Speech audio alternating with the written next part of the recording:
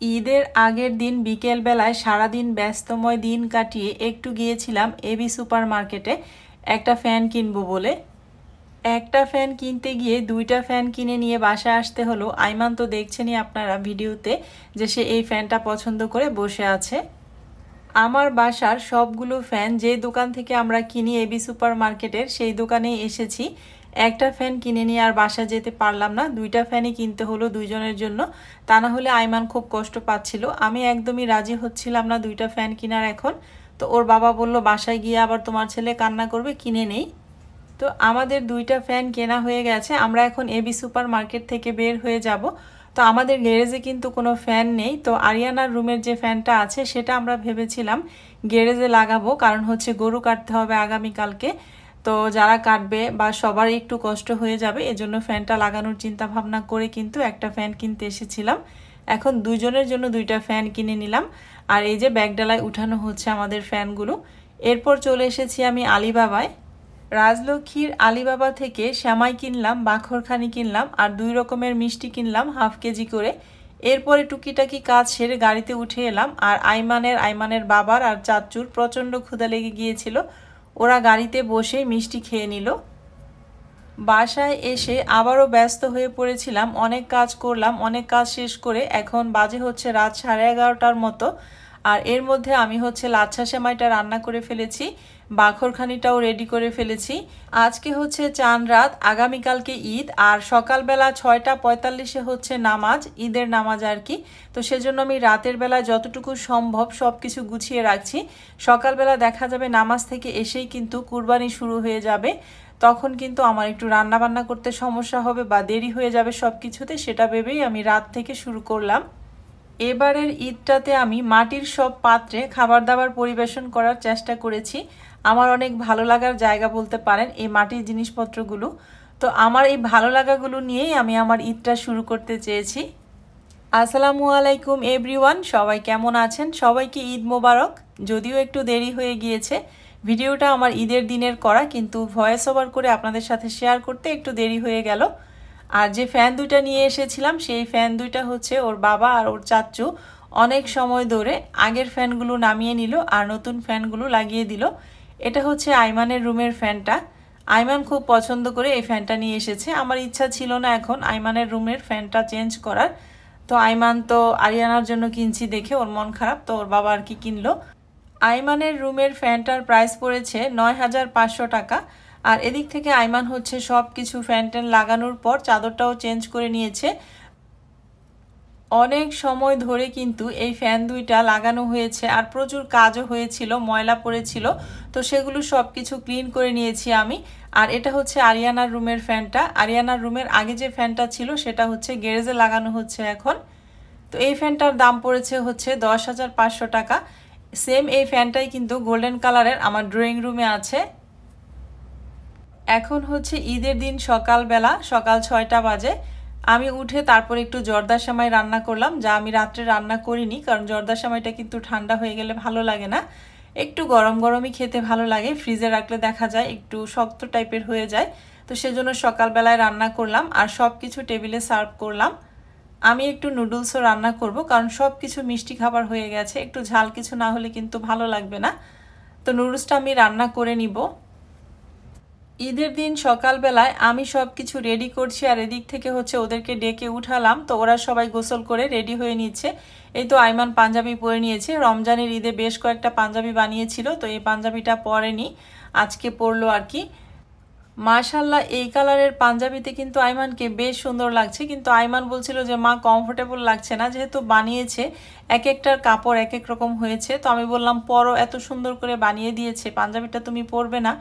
তো পরে খুব বেশিক্ষণ ছিল না, শুধু নামাজটা পড়ে এসেই খুলে ফেলেছে। আমি তো এদিকে টেবিলে সব কিছু সার্ভ করে রেখেছিলাম, গেস্ট এসেছে কয়েকজন নামাজে যাওয়ার আগ মুহূর্তে আর কি। তো সবাইকে দিলাম, ওরা নাস্তা টাস্তা খেয়ে বের হয়ে যাচ্ছে। ওর বাবা কিছু খায়নি, কুরবানি সম্পূর্ণ করে তারপর খাবে আর কি। তো এমনিতেই নামাজ পড়তে চলে যাচ্ছে। এই তো আমার ভাসুর, দেবর, আমার ছেলে, আমার স্বামী আর কয়েকজন গেস্টও ছিল, সবাই একসাথে নামাজ পড়তে যাচ্ছে ঈদের নামাজ। আপনারা তো দেখেছিলেন রমজানের ঈদে আমার ছেলে একা একা নামাজ পড়ে এসেছিল, ওর মন খারাপ ছিল। তো এবার সে খুব খুশি, তার চাচু 2জন আছে, তার বাবা আছে, আরও কিছু গেস্টও ছিল, সবাই মিলে একসাথে নামাজ পড়তে যাচ্ছে। এই তো হাসি খুশি আমাকে বিদায় দিল। ওদেরকে বিদায় দিয়ে বাড়িঘর একটু গুছিয়ে নিচ্ছি, কারণ ছেলে মানুষ কিন্তু বাড়িঘর অনেক বেশি এলোমেলো করে, যদিও তারা আমাকে অনেক বেশি হেল্প করে। তো যাই হোক, কথা না বাড়িয়ে আপনাদেরকে দেখিয়ে দিচ্ছি আমার বোন তুলি যে আমাকে একটা চাদর গিফট করেছিল, মানে বেডশিট গিফট করেছিল ঈদের আগের দিন। গত ভিডিওতে আপনারা দেখেছিলেন। সেই বেডশিটটা বিছিয়ে নেওয়ার পর এখন কেমন লাগছে আমার বেডের লুকটা। খুব সুন্দর কিন্তু বেড কাভারটা। আপনারা কি বলেন অবশ্যই কমেন্ট করে জানাবেন আমার বোনের দেয়া বেড কাভারটা আপনাদের কাছে কেমন লেগেছে। আপনাদের সুন্দর সুন্দর কমেন্ট কিন্তু আমাকে অনেক বেশি অনুপ্রাণিত করে পরবর্তী একটা কন্টেন্ট তৈরি করার জন্য। তো যাই হোক, আমি হাতের কিছু কাজ সারলাম, কিছু প্লেট বাটি হয়েছিল সবাই নাস্তা করার পর, সেগুলো একটু ওয়াশ করে নিলাম।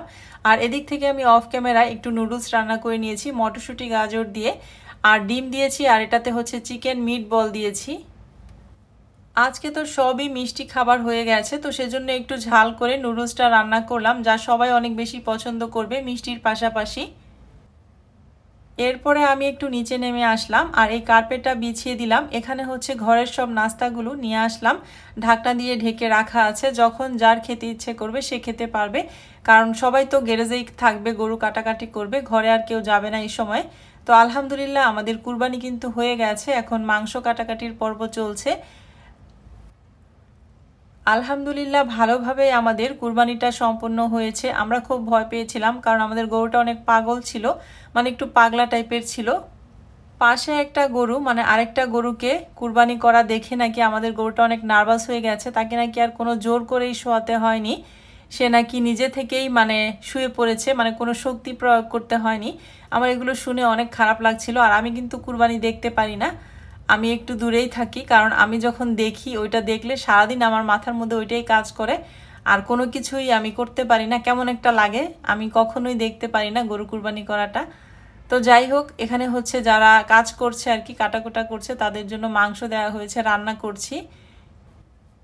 এখানে অনেকগুলো মাংসই দিয়েছে যেন সবার খুব ভালোভাবে হয়। তো আমি বরাবরের মতোই সব মশলা দিয়ে মেখে মাংসটা বসিয়ে দিয়েছি।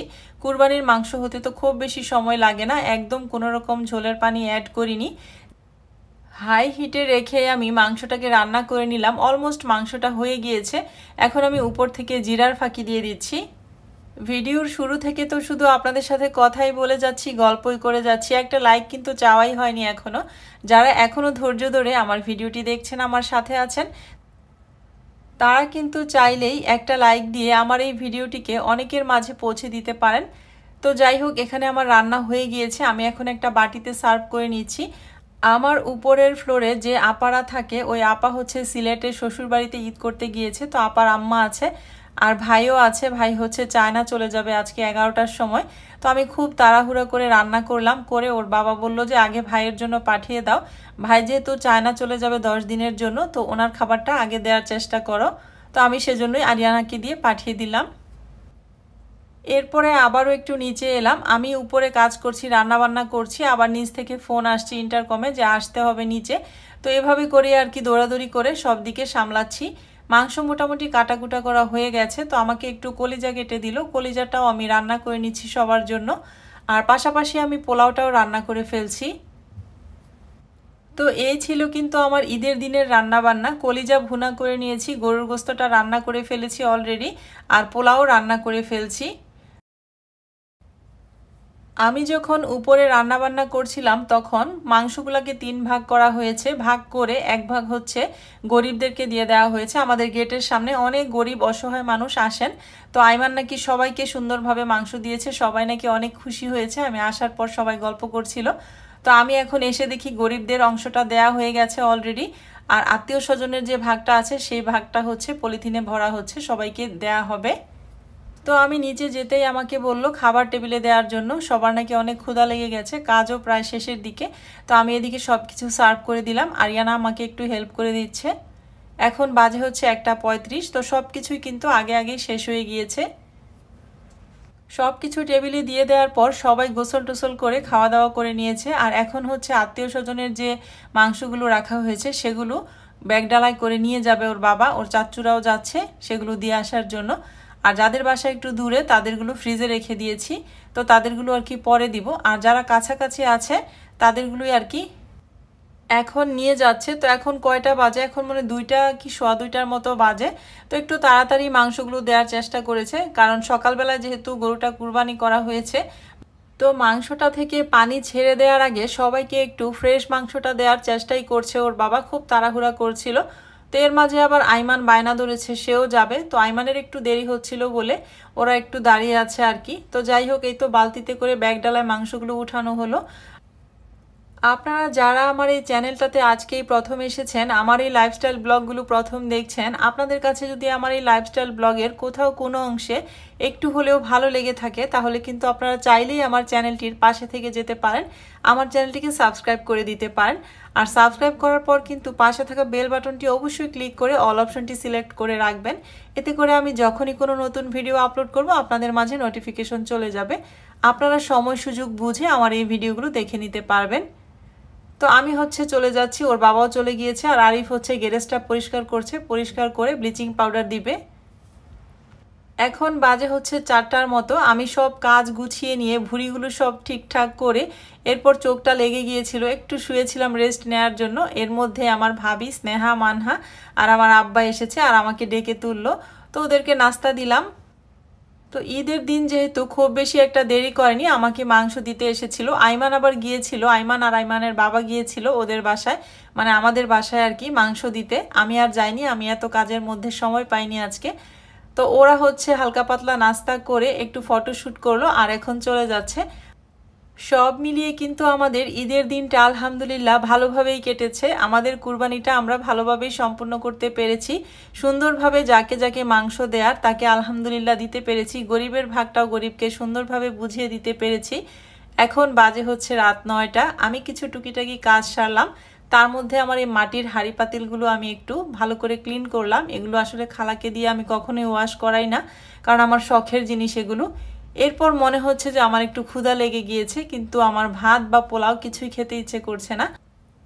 তো আমার একটু মন চাইলো মুড়ি দিয়ে গরুর মাংস খাওয়ার, তো আমি সেটাই খেয়ে নিচ্ছি এখন।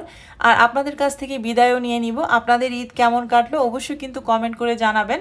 আর যদি কোনো ভুল ত্রুটি আমি আজকের ভিডিওতে করে থাকি, সবাই প্লিজ ক্ষমা সুন্দর দৃষ্টিতে দেখবেন। নেক্সট ভিডিওতে আবারও দেখা হচ্ছে। আজকের মতো বিদায়, আল্লাহ হাফেজ।